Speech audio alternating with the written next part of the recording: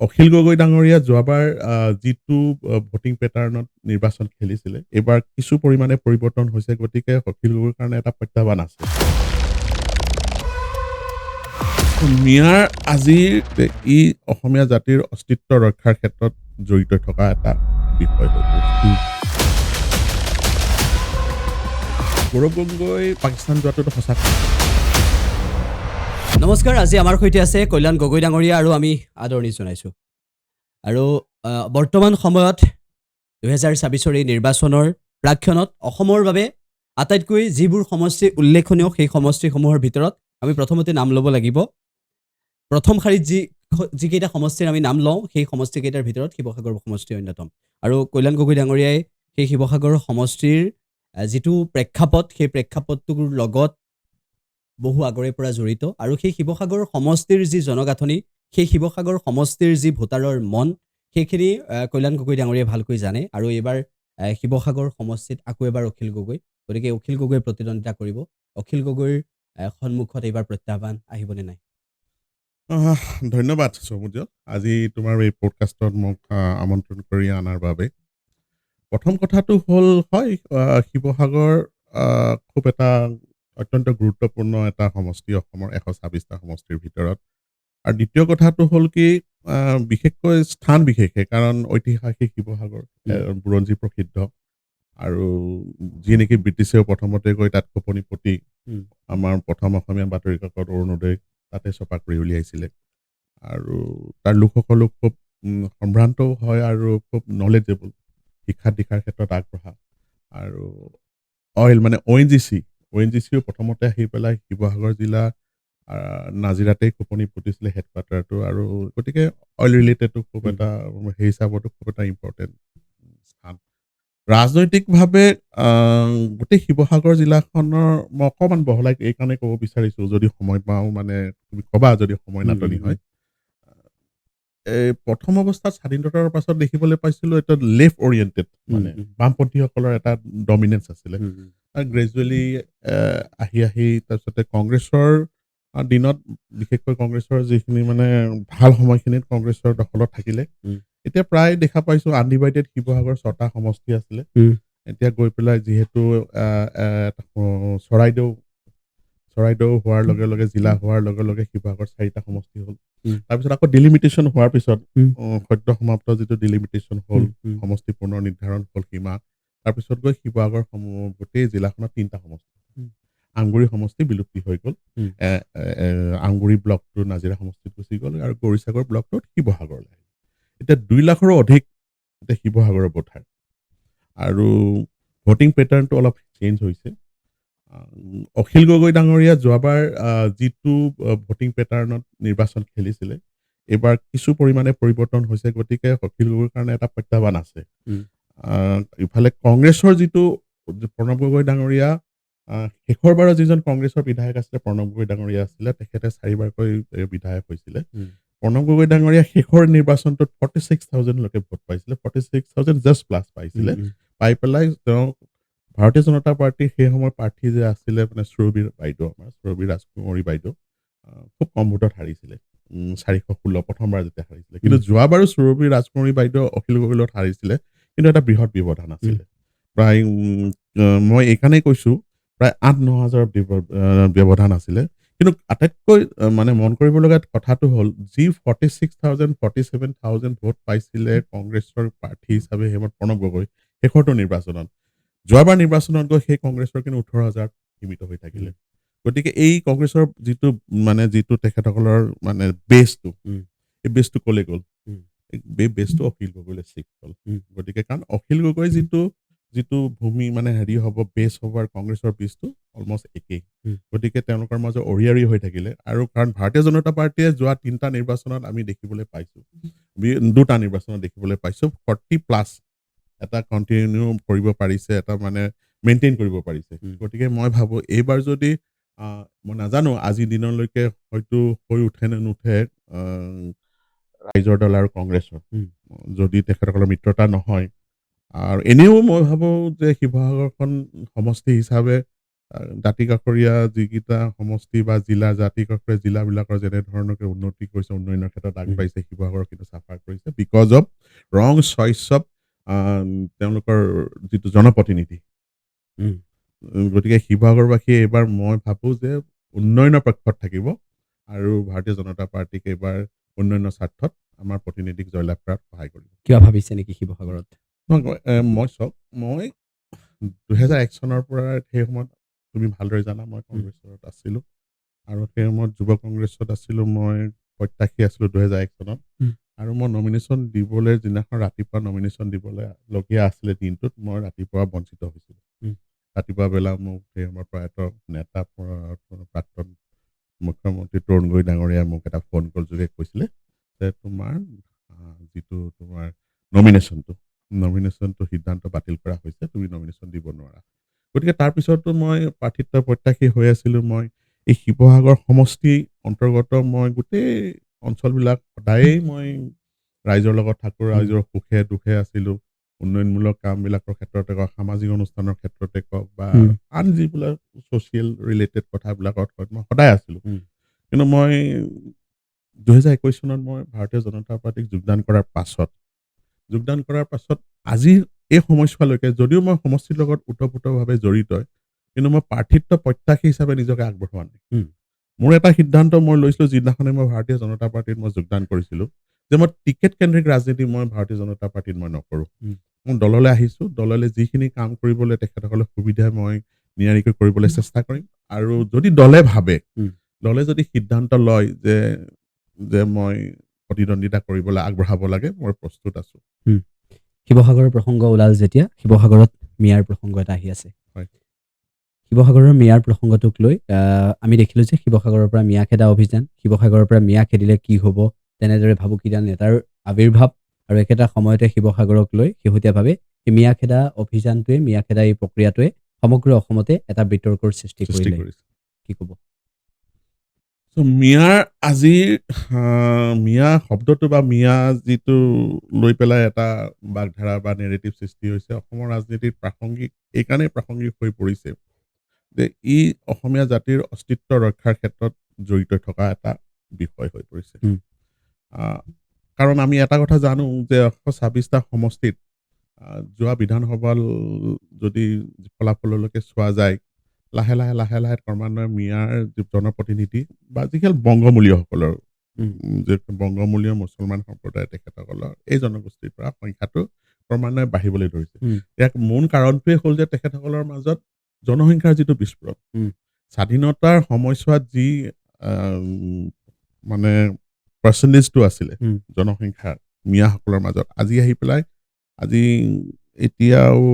যদি মুখ্যমন্ত্ৰীয়ে যিটো আমাক আভাস দিছে প্ৰায় 40% হ'বলৈ গৈ আছে যিটো ৰেপিড ৰাইজ হৈছে এমং দি মানে মিয়া কমিউনিটি বংগমূলীয়সকলৰ মাজত যিটো পপুলেশ্যন এক্সপ্ল'শ্যন বুলি কওঁ বিস্ফোৰণ হৈছে জনসংখ্যাৰ এইটোৱে কাৰণে আমাৰ অসমীয়া জাতিৰ কাৰণে ভাবুকিৰ সৃষ্টি হৈছে যাৰ ফলত কি হৈছে যে নামনি অসম প্ৰায় বিধ্বস্ত হৈ পৰিছে মিয়াৰ জনসংখ্যাৰ বিস্ফোৰণে যাৰ ফলত আউটনাম্বাৰ্ড হৈ গৈছোঁ আমি লোকেল যিখিনি মূল সুঁতিৰ অসমীয়াসকল বা আজি খিলঞ্জীয়াসকল আজি ট্ৰাইবেল যিসকল জনগোষ্ঠী আছে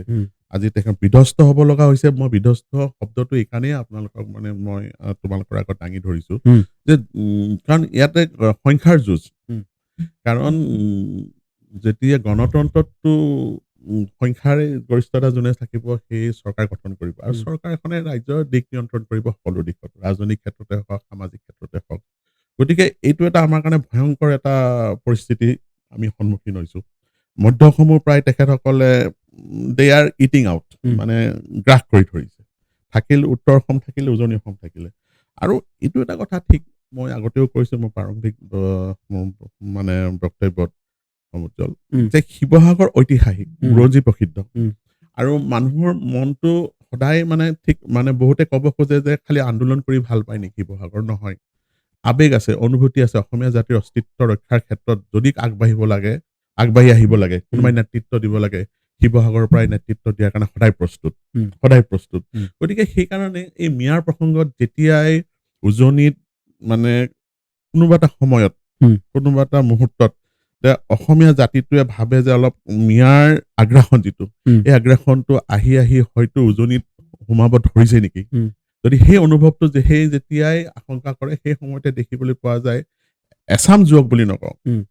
সৰহসংখ্যক যিবোৰ মানে যুৱ সংগঠন আছে বা আন অৰাজনৈতিক সংগঠন আছে ৰাজনৈতিক সংগঠন আছে সকলোৱে কিন্তু জঁপিয়াই পৰে শিৱসাগৰৰ পৰাই আৰম্ভ হয় এই আন্দোলনটো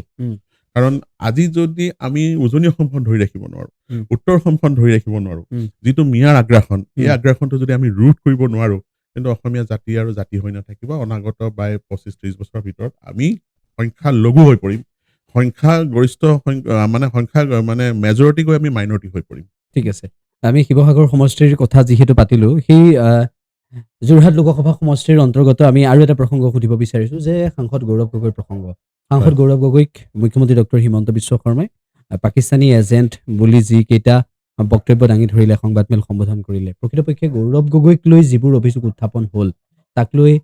যোৰহাট লোকসভা সমষ্টিৰ অন্তৰ্গত এগৰাকী ব্যক্তি সাংসদ হিচাপে কি ক'ব বিচাৰিব মানে মই যোৰহাটৰ লোকসভা সমষ্টিৰ এজন ভোটাৰ বা এজন ব্যক্তি হিচাপে নহয় চব কথাটো এনেকুৱা ধৰণৰ গৌৰৱ গগৈ পাকিস্তান যোৱাটোতো সঁচা কথা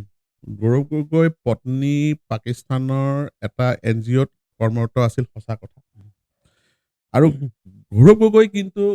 কিছু কথা লুকুৱাই ৰাখিছিল আমি ভাবো আমি অনুভৱ কৰো আৰু যিটো SITত যিটো ৰাজ্য চৰকাৰেও যেতিয়া স্পেচিয়েল ইনভেষ্টিগেশ্যন টিম গঠন কৰিলে এই গঠনত এই টিমৰো যেতিয়া আমাৰ প্ৰতিবেদনখন চৰকাৰক দাখিল কৰিলে আৰু এই প্ৰতিবেদনখন যেতিয়া ৰাজহুৱাভাৱে মুখ্যমন্ত্ৰীয়ে দাঙি ধৰিছিলে তাত প্ৰতিপন্ন হৈছিলে এটা কথা যে গৌৰৱ গগৈ তেওঁ হৈ কাহিলে যে মই গৈছিলো পাকিস্তান তাৰ আগলৈকেতো অসমবাসীয়ে জনা নাছিলে আৰু পাকিস্তানত গৈছিলে পাকিস্তানত যোৱাৰ সময়ত তেখেতৰ ভ্ৰমণসূচীবিলাক চাব পাকিস্তানত যোৱাৰ সময়ত তেখেতৰ ছ'চিয়েল মিডিয়া সম্পূৰ্ণৰূপে অফ ৰাখিছিলে পাকিস্তানত ভ্ৰমণসূচীটো পাকিস্তান কিয় কোনো এজন ব্যক্তি পাকিস্তানৰ পৰা ভাৰতবৰ্ষলৈ অহা ভাৰতবৰ্ষৰ পৰা পাকিস্তানলৈ অহাৰ ক্ষেত্ৰত অকল ভিজা ল'লেই নহ'ব ভিজাৰ লগতে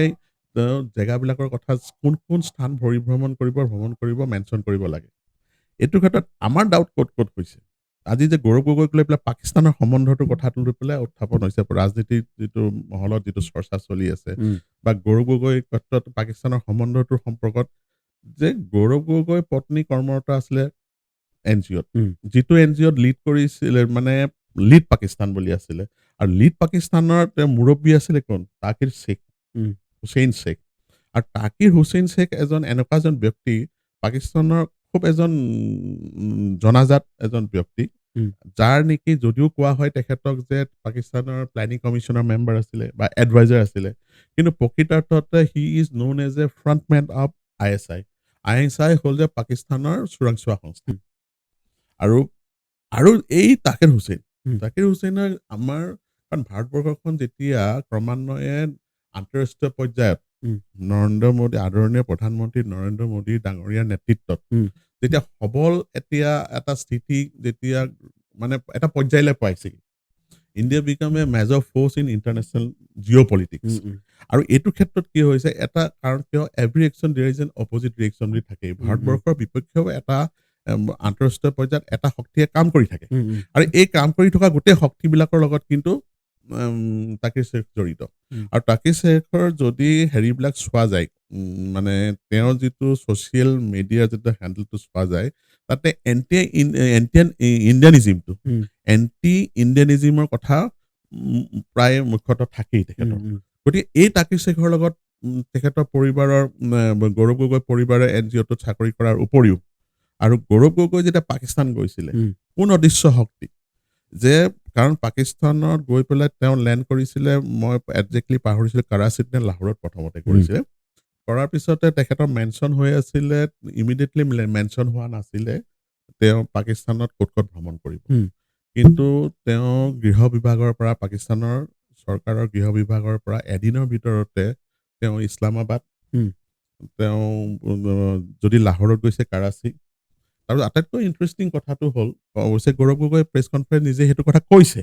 যে ৰাৱালপিণ্ডিত যোৱাৰ কথা কৈছে তক্ষশিলাত যোৱাৰ কথা কৈছে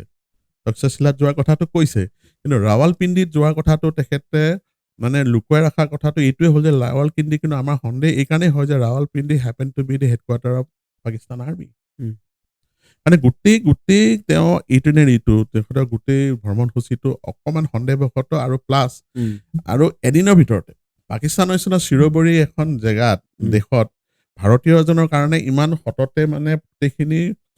অনুমতি পোৱাটো বৰ সহজ কথা নহয় কোনটো কিবা এটা অদৃশ্য শক্তি বা কোনোবা এটা সংস্থা কোনো ব্যক্তি আছে নেকি যে গৌৰৱ গগৈক সহায় কৰিছে কিন্তু আমি সন্দেহ কৰোঁ এইজন ব্যক্তিয়ে হ'ল বা এইটো শক্তিয়ে হ'ল যে এই তাকিৰ শ্বেখ যি তাকিৰ শ্বেখে নেকি ভাৰতবৰ্ষক দুৰ্বল কৰিবৰ কাৰণে অৰহৰ চেষ্টা কৰি থাকে সকলো সময়তে চেষ্টা কৰি থাকে গতিকে আমাৰ কিছু কথা এইখিনি আৰু বাকীখিনি মই খুব দীঘলীয়া এইকাৰণে কৰিব খোজা নাই ইতিমধ্যে যোৱা এমাহ ধৰি পেলাই যেতিয়া ৰাজহুৱা হ'ল প্ৰতিবেদনখন SITৰ যথেষ্ট সংখ্যক কথা মুখ্যমন্ত্ৰীয়েও কৈছে আৰু ৰাজহুৱা প্ৰতিবেদনখন যেতিয়া ৰাজহুৱা হ'ল অসমবাসীয়ে গম পাইছে আৰু এতিয়া কথাটো হ'ল যে অসম চৰকাৰে সিদ্ধান্তৰ মৰ্মে কেবিনেট সিদ্ধান্তৰ মৰ্মে এইটো কেন্দ্ৰীয় গৃহ মন্ত্ৰালয়লৈ মানে পঠোৱা হৈছে গোটেই প্ৰতিবেদন এতিয়া কেন্দ্ৰীয় গৃহ মন্ত্ৰালয়ে তেখেতসকলৰ নিজৰ ইনভেষ্টিগেটিভ এজেঞ্চি দি পেলাই কেনেধৰণকে আগবাঢ়ে অনুসন্ধান কৰে আৰু অনুসন্ধান কৰাৰ পিছত কাৰণ কিয় এনেকুৱা ধৰণৰ অনুসন্ধানবিলাক কিন্তু অলপ সময় লয় এছপিঅনেজ মানে স্পাই ৰিলেটেড অকণমান গোটেই বিষয়টো এছপিঅনেজ কেছৰ নিচিনা হৈ পৰিছে গতিকে এটা সময় ল'ব গতিকে যদি তথ্য মজুত থাকে আমাৰ যিটো অনুসন্ধান কৰা যিটো ইনভেষ্টিগেটিভ এজেঞ্চি নিশ্চয় গৌৰৱ গগৈ সম্পৰ্কত যেনেধৰণৰ ব্যৱস্থা গ্ৰহণ কৰিব লাগে ল'ব ঠিক আছে আমি বহুখিনি ৰাজনীতিৰ কথা পাতিলোঁ আৰু পাতিবলগীয়া আছে কিন্তু নিৰ্বাচনৰ যিখিনি কথা সেইখিনি কথা পতাৰ পূৰ্বে মই আপুনি যিখন ক্ষেত্ৰৰ সৈতে বিশেষভাৱে জড়িত আছিল আগৰে পৰা সেই ক্ষেত্ৰখনৰ কথা সুধিব বিচাৰিছোঁ যে টেবুল টেনিছৰ ক্ষেত্ৰত ৰাষ্ট্ৰীয় প্ৰেক্ষাপটত আপুনি এটা চিনাকি নাম আৰু গুৰুত্বপূৰ্ণ বিষয় এইটোৱেই যে যিটো সময়ত অসমত এটা ক্ৰীড়াৰ পৰিৱেশ এই মুহূৰ্তত হৈছে আৰু সেই পৰিৱেশটো এইখন চৰকাৰৰ দিনত যে খুব এটা ভাল এটা পদক্ষেপ হিচাপে লৈছে সেয়া স্বীকাৰ কৰিবলগীয়া অসমৰ ক্ৰীড়া ক্ষেত্ৰৰ ভৱিষ্যত সম্ভাৱনাক লৈ কি ক'ব দুটা কথা চাওক মই খেলিছিলোঁ মই টেবুল টেনিছ খেলিছিলোঁ মই 79-80 প্ৰথমবাৰৰ কাৰণে মই তেতিয়া আণ্ডাৰ 14 অসমক ৰিপ্ৰেজেণ্ট কৰিছিলোঁ তাৰপিছত 8 বছৰ কাল মই অসমক বিভিন্ন ধৰণৰ বিভিন্ন পৰ্যায়ত মই ৰাষ্ট্ৰীয় খেলবিলাকত মই প্ৰতিনিধিত্ব কৰিছিলোঁ অসমক সেইটো এটা চেপ্টাৰ তাৰপিছতে মই গ্ৰেজুৱেলি যিটো স্পৰ্টছ এডমিনিষ্ট্ৰেশ্যন বুলি যিটো কোৱা হয় যিহেতু মোৰ পিতৃও এজন খুব ভাল ক্ৰীড়া সংগঠক আছিলে তেখেত অসম অলিম্পিক সন্থাৰ সাধাৰণ সম্পাদক আছিলে আৰু বিভিন্ন তেওঁ যিমানবোৰ মানে অসমৰ এথলেটিক্সৰো তেওঁ এজন জন্মদাতা বুলি ক'লেও ভুল কোৱা নহ'ব গতিকে মোৰ এটা ব্লাডতে আছিলে স্পৰ্টছ এডমিনিষ্ট্ৰেশ্যনত আহিলোঁ আহি পেলাই যথেষ্ট সংখ্যকে কাম কৰিবলৈ সুবিধা পাইছিলোঁ অসম হেণ্ডবল সন্থাৰ সভাপতি হ'লোঁ ভাৰতীয় হেণ্ডবল সন্থাৰ সভাপতি হ'লোঁ এছিয়ান গেমছ দোহাত 2006ত ভাৰতীয় দলৰ এজন বিষয়ববীয়া হিচাপে প্ৰতিনিধিত্ব কৰিলোঁ অসম অলিম্পিক সন্থাৰো মই উপসভাপতি হ'লোঁ দুবাৰকৈ তাৰপিছতে আৰু মই নিজে যিহেতু টেবুল টেনিছ খেলিছিলোঁ টেবুল টেনিছৰ লগতো ওতঃপ্ৰোতভাৱে জড়িত হৈ আছিলোঁ আৰু বিভিন্ন ধৰণৰ আসাম বক্সিং সংস্থাৰ উপসভাপতি হৈ আছোঁ এতিয়াও হৈ আছোঁ গতিকে ক্ৰীড়াখনৰ ক্ষেত্ৰত মোৰ ক'বলগীয়া কথাটো এইটোৱে হ'ল it is in my blood whether as a player whether as a administrator I'm always ready to serve to upliftment the sports in Assam এতিয়া ডক্টৰ হিমন্ত বিশ্ব শৰ্মা ডাঙৰীয়া যেতিয়া অসমৰ নেতৃত্বটো ল'লে মুখ্যমন্ত্ৰীত্বটো ল'লে এটা সিদ্ধান্ত ল'লে তেওঁ অনুভৱ কৰিলে যে আন্তঃগাঁথনি লাগিব যদি কাৰণ আমাৰ ক্ৰীড়া মানে খেলুৱৈৰ প্ৰতিভাৰ অভাৱ নাই কিন্তু তেখেতসকলক সুবিধা পাব লাগিব এই সুবিধাকণ কেতিয়া পাব যদি আমি আন্তঃগাঁথনিখন বনাব মানে ঠিককৈ দিব পাৰোঁ আন্তঃগাঁথনিৰ ক্ষেত্ৰত মানে প্ৰথম সিদ্ধান্তটো মই দেখিবলৈ পালোঁ যে 40টা mini stadium constituency wise first ফেজত কৰিলে আৰু এই 40টাৰ 37 numbers of mini stadium already been completed সুন্দৰভাৱে আৰু কি কৰিলে 11খন জিলাৰ সদৰ স্থানত 50 কোটি ব্যয় সাপেক্ষে কাৰণ ফুল ফ্লেজেড ষ্টেডিয়াম তাৰো প্ৰায় 90% অফ টোটেল মানে 11 ষ্টেডিয়াম অলৰেডি বিন কমপ্লিটেড আৰু এইটো ফাৰ্ষ্ট ফেজ আৰু ঈশ্বৰে কৰিলে ছেকেণ্ড ফেজ থাৰ্ড ফেজৰ ভিতৰত অসমৰ 126টা সমষ্টিত একোটা মিনি ষ্টেডিয়াম অসমৰ ৩৫খন জিলাৰ ভিতৰত প্ৰত্যেকটো সদৰ স্থানত এখন সম্পূৰ্ণ এখন পূৰ্ণাংগ ষ্টেডিয়াম উম। হ'ব বুলি মোৰ বিশ্বাস উম। ডক্টৰ হিমন্ত বিশ্ব শৰ্মা ডাঙৰীয়াৰ নেতৃত্বত আৰু কথাটো হ'ল কি এতিয়া খেলুৱৈসকলে এই মিনি ষ্টেডিয়ামবিলাকত অনুশীলন কৰিবলৈ যিটো সুবিধা পালে তাৰ পৰা প্ৰতিভা বিকাশ হৈছে আৰু আপুনি তুমি মন কৰিবা ৰিচেণ্ট টাইমছত আমাৰ কিন্তু নেশ্যনেল লেভেলত বা ইণ্টাৰনেশ্যনেল লেভেলত কিন্তু আমাৰ পাৰফৰ্মেঞ্চ বেটাৰ মই নকওঁ যে মণিপুৰৰ নিচিনাকে আমি পাৰফৰ্মেঞ্চ দিব পাৰিছোঁ আজি আগৰশাৰীৰ ৰাজ্য হিচাপে মহাৰাষ্ট্ৰ কওক পাঞ্জাৱ কওক হাৰিয়ানা কওক কিন্তু উই আৰ ক্লাইম্বিং আমি মানে লাহে লাহে আমি অগ্ৰসৰ হৈছোঁ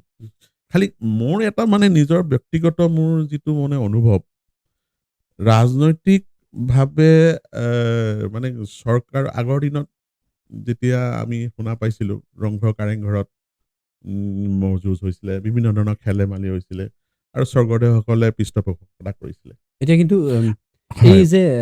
গোটেই আপোনালোকৰ যিসমূহ সংস্থা আছে খেলৰ সৈতে জড়িত প্ৰতিটো সংস্থাতে কিন্তু সভাপতিৰ ক্ষেত্ৰত বা আমি দেখিবলৈ পাওঁ যে মূল ব্যক্তিগৰাকীৰ ক্ষেত্ৰত ৰাজনৈতিক ব্যক্তি থাকে আমি মানে ঠিকেই কৈছা তুমি মই কথাটো ক'বলৈ লাহে লাহে আহিছিলোৱে যে মই কৈছোঁ যে আগৰ দিনত যেনেকে ৰজাসকলে খেল ধেমালিবিলাক পৃষ্ঠপোষকতা কৰিছিলে আমাৰ আহোম স্বৰ্গদেউসকলে যেনেকে ৰংঘৰ বাকৰিত ম'হ যুঁজৰ পৰা আৰম্ভ কৰি বিভিন্ন ধৰণৰ খেল ধেমালি সেই সময়ত আয়োজন কৰিছিলে মানে পৃষ্ঠপোষকতা কৰাটো কথা আধুনিক যুগত ৰজাসকল কোন আমি আমাৰ জনপ্ৰতিনিধিসকলে আৰু এই জনপ্ৰতিনিধিসকলৰ বা চৰকাৰ ফালৰ পৰা যদি বিশেষ প্ৰত্যক্ষভাৱে যদি সহায় সহযোগ পোৱা নাযায় তেতিয়াহ'লে বিকাশটো নহ'ব সেইটো সঁচা কথা কিন্তু কথাটো হ'ল কি খুব অতিমাত্ৰা যদি আমাৰ সংস্থা আছে আমাৰ সংস্থাবিলাক যেতিয়া এটা ষ্টেট লেভেলত ডিষ্ট্ৰিক্ট লেভেলত আমাৰ খেল পৰিচালনা কৰিবলৈ যিমানবোৰ সংস্থা আছে এছ'চিয়েশ্যনছবিলাক আছিলে এই এছ'চিয়েশ্যনছবিলাকতো এনেকুৱা ধৰণৰকে আমাৰ মানে পেট্ৰনাইজেশ্যনটো লাগিব পৃষ্ঠপোষকতাটো লাগিব কাৰণ যথেষ্ট সংখ্যক মানে টকা পইচাৰ লগত জড়িত কাৰণ পৰিচালনা কৰিবলৈ বা ল'ৰা ছোৱালীক ভাল সুবিধা দিবলৈ টকা পইচা লাগিবই আৰু এইটো ক্ষেত্ৰত চৰকাৰ বা চৰকাৰী পক্ষৰ যিসকল ব্যক্তিসকলৰ তেখেতসকলৰ সম্পূৰ্ণৰূপে প্ৰত্যক্ষভাৱে জড়িত হোৱাটো আমি বিচাৰোঁ কিন্তু অতিমাত্ৰা যিটো মানে ৰাজনৈতিক হস্তক্ষেপটো মই এজন খেলুৱৈ আনহাতে যে মই এজন মানে ৰাজনৈতিক কৰ্মী কিন্তু দুইটা বস্তুৰ কিন্তু মই বেলেঞ্চ কৰাটো বিচাৰোঁ মানে খেলুৱৈসকলেও খেল খেলিবলৈ সুবিধা পাওক প্ৰতিভা বিকাশ কৰিবলৈ সুবিধা পাওক তাৰ কাৰণে ক্ৰীড়া সংস্থাবিলাকেও সেই ব্যৱস্থাখন কৰি দিয়ক আৰু ক্ৰীড়া সংস্থাবিলাকেও সেই ব্যৱস্থাখন কৰিবৰ কাৰণে চৰকাৰ সহায় লওক বা চৰকাৰী পক্ষৰ যিসকল চৰকাৰী বা ৰজাঘৰৰ যিসকল ব্যক্তি আছে তেখেতসকলক প্ৰত্যক্ষভাৱে হওক পৰোক্ষভাৱে হওক মানে হেৰি হওক জড়িত হওক আপত্তি নাই কিন্তু অতিমাত্ৰা কিন্তু ৰাজনৈতিককৰণটো মই ব্যক্তিগতভাৱে এজন খেলুৱৈ হিচাপে মই মানিবলৈ টান পাওঁ আপোনাৰ যিটো ভাৱ সেই ভাৱটো হয়তো বহুতৰে আছে গতিকে এই মুহূৰ্তটোত অসমৰ সেই প্ৰেক্ষাপটটোৰ কথা আপুনি ক'লে যে ৰাজনৈতিক বা ভাৰতবৰ্ষৰ প্ৰেক্ষাপটতে আমি দেখিবলৈ পাওঁ যে ৰাজনৈতিক ব্যক্তিৰ খুব এটা ঘনিষ্ঠতা থাকে আৰু ৰাজনৈতিক ব্যক্তিয়ে খুব এটা বিশেষ দায়িত্ব লৈ থাকে গতিকে যিসকল খেলৰ লগত বিশেষভাৱে জড়িতও নহয় খেলৰ কথা কিমান জানে সেই বিষয়ে বহুতৰে মনত সন্দেহ থাকে আৰু বিভিন্নজনে সামাজিক মাধ্যমত এই বিষয়বোৰ উত্থাপন কৰি থাকে এই বিষয়টো নাইকিয়া কৰিবৰ বাবে বৰ্তমানত কিবা ব্যৱস্থা হোৱাটো আপুনি বিচাৰে নহয় এটা কথা ঠিক মানে যিখন স্পৰ্টছ পলিচি গভৰ্ণমেণ্ট অফ ইণ্ডিয়াৰ ৰিচেণ্টলি আজি প্ৰায় 6 মাহমান আগতে পাৰ্লিমেণ্টত মানে পাৰিত হৈছে এই স্পৰ্টছ পলিচিখনৰ মতেতো এজ লিমিট কৰিছে টাৰ্ম ছেট কৰি দিছে এজ লিমিট টাৰ্ম কৰি দিছে আৰু তাত লগতে এটা বৰ খুব মানে বিশেষত্বটো এইটোৱেই যে খেলুৱৈসকলৰ কাৰণে মানে যিবোৰ স্লটবিলাক ভাইচ প্ৰেচিডেণ্ট আউট অফ 3 এগৰাকী লেডি হ'ব লাগিব এগৰাকী ফৰ্মাৰ ইণ্টাৰনেশ্যনেল প্লেয়াৰ হ'ব লাগিব নেশ্যনেল লেভেলৰ যিবোৰ এছ'চিয়েশ্যন ফেডাৰেশ্যনবিলাক বুজা নাই কথাটো বা এক্সিকিউটিভত যদি 6জন আছে তাৰে 4জন প্ৰাক্তন খেলুৱৈ হ'ব লাগিব এনেকুৱা ধৰণৰ নেশ্যনেল হ'ব লাগিব লেভেল প্লেয়াৰ হ'ব লাগিব এইখিনিকে এতিয়া স্পৰ্টছ পলিচি নতুনখন যিখন পাৰিত হ'ল এইবোৰ চব সংযোজন কৰি দিলে তাৰ কাৰণে মই ভাবিছোঁ এতিয়া খেলুৱৈসকল যিখিনি খেলি পেলাই পাৰদৰ্শিতা দেখুৱালে বা তাৰপিছতে ধৰক তেখেতৰ স্পৰ্টছ এডমিনিষ্ট্ৰেশ্যনত আহিব বিচাৰে কিন্তু মই ভাবোঁ সুযোগ এতিয়া আহি গ'ল এটা আৰু তেখেতসকলেও ডাইৰেক্টলি তেখেতসকলৰ নিজৰ অভিজ্ঞতাৰ পৰা ক্ৰীড়া ক্ষেত্ৰখন সৰ্বাংগীন উৎকৰ্ষ সাধনৰ কাৰণে তেখেতৰ সম্পূৰ্ণৰূপে সুবিধা এখন মানে এই পলিচি দ্বাৰা কৰি দিলে। গতিকে আমি যিটো প্ৰসংগত কথা পাতি আছো, ৰাজনৈতিকভাৱে বেছিকে হস্তক্ষেপ কৰা বা এই কথাবিলাক লাহে লাহে পৰ্যায়ক্ৰমে কমি অহা দেখিবলৈ পোৱা গৈছে বা ভৱিষ্যতলৈও যাব এই স্পৰ্টছ পলিচিৰ যোগেদি। এইটোৰ ক্ষেত্ৰত কিন্তু নৰেন্দ্ৰ মোদী ডাঙৰীয়াৰ নেতৃত্বত যিখন কেন্দ্ৰীয় চৰকাৰক ধন্যবাদ দিবই লাগিব, আৰু এইখন গ্ৰেজুৱেলি ষ্টেট লেভেলতো আমি এখন ইমপ্লিমেণ্ট কৰিবই লাগিব। কাৰণ কিয় চৰকাৰীভাৱে যিবোৰ ধন খেলৰ উৎকৰ্ষ সাধনৰ কাৰণে দিয়ে, এইখন যদি স্পৰ্টছ পলিচিটো ইমপ্লিমেণ্ট নকৰে তেতিয়াহ'লে সেই ধন কিন্তু তেখেতসকলে নাপাব। ঠিক আছে, আমি আকৌ দুটামান ৰাজনীতিৰ কথা পাতিব লাগিব। জন আশীৰ্বাদ যাত্ৰা চলি আছে আপোনালোকৰ, আৰু এই জন আশীৰ্বাদ যাত্ৰাত মুখ্যমন্ত্ৰী ডক্টৰ হিমন্ত বিশ্ব শৰ্মাক পুৱাৰ পৰা নিশালৈকে কেনেদৰে কৰ্মোদ্যমেৰে অক্লান্ত এগৰাকী বিজেপিৰ নিষ্ঠাৱান কৰ্মী হিচাপে, কেনেদৰে এগৰাকী ৰাজনৈতিক নেতা যিগৰাকীয়ে পুৱাৰ পৰা নিশালৈকে সেই একেটা উদ্যম একেটা স্পিৰিটত কাম কৰে, সেইখিনি আমি দেখিছোঁ। জন আশীৰ্বাদ যাত্ৰাই বিজেপিক কিমান দূৰ সহায় কৰিব? জন আশীৰ্বাদ যাত্ৰাটো বেছিক থিমটো কি? আমাৰ দ্বিতীয় চৰকাৰ যিখন NDA চৰকাৰ, ভাৰতীয় জনতা পাৰ্টীৰ নেতৃত্বত, অৰ্থাৎ ডক্টৰ হিমন্ত বিশ্ব শৰ্মা ডাঙৰীয়াৰ নেতৃত্বত যিখন চৰকাৰ আজি 5 বছৰ প্ৰায় সম্পূৰ্ণ কৰিব হ'ল। আৰু এই 5 বছৰ কালছোৱাত আমাৰ সংকল্প পত্ৰত নিৰ্বাচনৰ সময়ত আমি যিমানখিনি প্ৰতিশ্ৰুতি দিছিলোঁ, এই প্ৰতিশ্ৰুতিখিনি আমি পূৰণ কৰিব পাৰিলো নাই। আৰু আমাৰ বিশ্বাস যে আমি অসমবাসীক বা অসমৰ ৰাইজক আমি যিখিনি কথা সংকল্প পত্ৰৰ যোগেদি আমি প্ৰতিশ্ৰুতি দিছিলোঁ, প্ৰায়বিলাক কাম আমি সম্পূৰ্ণ কৰিব পাৰিছোঁ। সেইকাৰণে ডক্টৰ হিমন্ত বিশ্ব শৰ্মা এজন মুখ্যমন্ত্ৰী হিচাপে আমাৰ কৰা কামবিলাক, চৰকাৰখনে যিবোৰ কাম সমাপ্তি কৰিলে বা চৰকাৰে যিখিনি কাম কৰি আছে বা সামাজিক যিবোৰ দায়বদ্ধতা থকা যিখিনি কাম বা আজি কল্যাণমূলক আঁচনিবিলাক যিমানবোৰ ল'লে, এইবোৰ সকলো ৰাইজৰ মাজত দাঙি ধৰি এটা আশীৰ্বাদ, এই নিৰ্বাচন সমাগত আমাৰ 26ৰ নিৰ্বাচন, বিধানসভাৰ নিৰ্বাচন, গতিকে এটা আশীৰ্বাদ ল'বলৈ এই যাত্ৰা কৰা হৈছে। কিমান ফলাফল কেনেকুৱা হ'ব এইবাৰ? খুব সুন্দৰ। আজি আমাৰ ফাৰ্ষ্ট ফেজত আমি 9খন জিলা লোৱা হৈছে।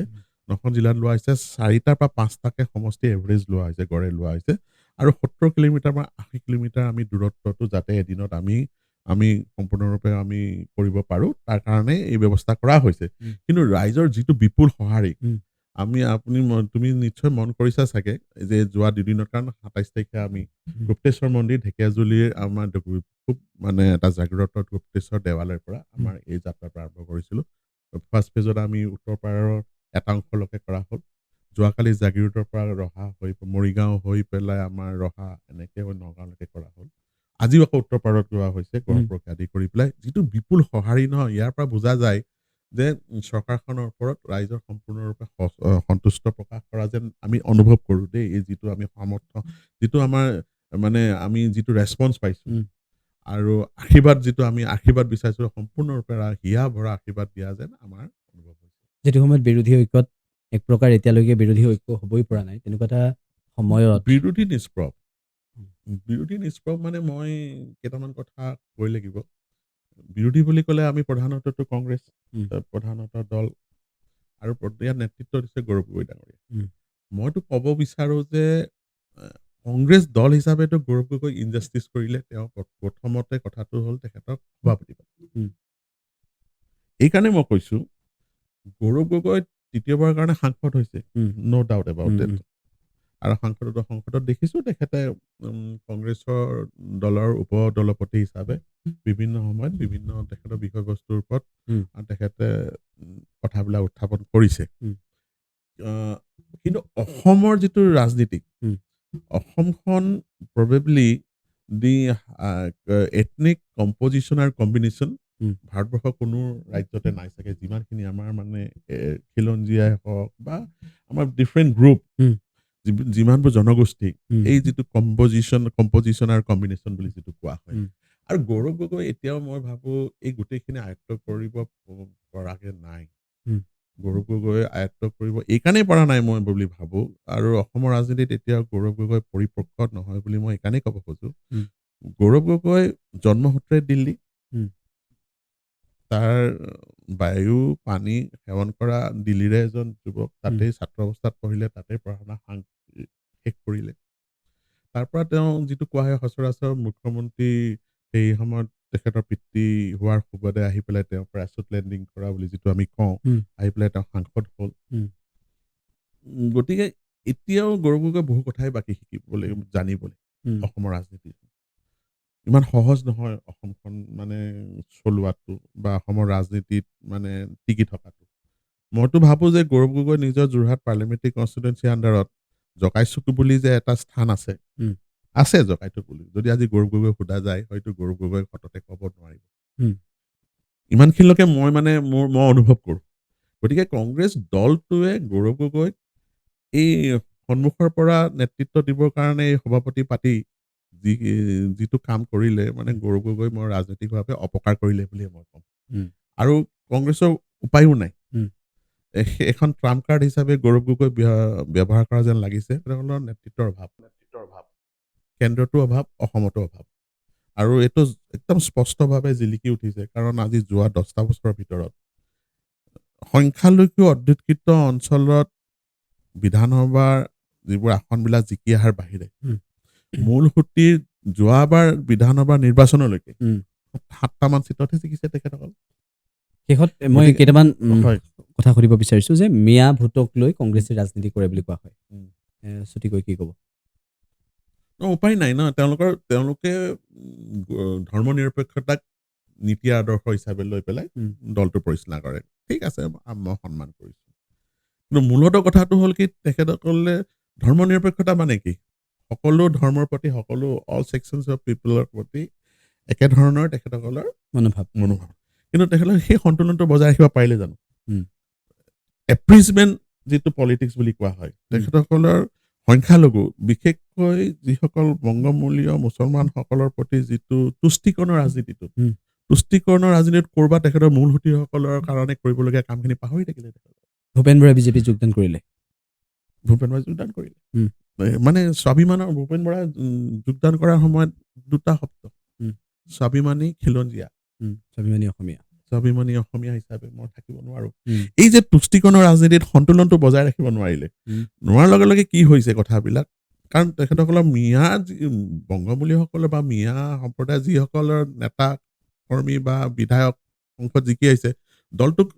অলমষ্ট লাইক এ ব্লেকমেইল কৰাৰ নিচিনা কৰি পেলালে ন আপুনি সকলো সিদ্ধান্ত লোৱাৰ সময়ত তেখেতসকলক মাইনাছ কৰি পেলাইতো কংগ্ৰেছে একো সিদ্ধান্ত ল'ব নোৱাৰা হ'ল একো নিব নোৱাৰা হ'ল গতিকে সম্পূৰ্ণ ডিপেণ্ড আপন দিছ পিপল অনলি আৰু লাহে লাহে কি হ'ল তেখেতসকলৰ মূল সুঁতি যিটো তেখেতসকলৰ মানে ভিত্তি আছিলে মানে তেখেতসকলৰ যিটো মানে ভেটি নাইকিয়া হৈ থাকিলে আপুনিও এগৰাকী অসম নেতা অখিল গগৈ লুৰিণজ্যোতি গগৈ আৰু গৌৰৱ গগৈ এই তিনিগৰাকীয়ে অসমত ৰাজনীতি সলাব পাৰিবনে চক তেওঁলোকৰ গোটেইকেইজনে ছাত্ৰ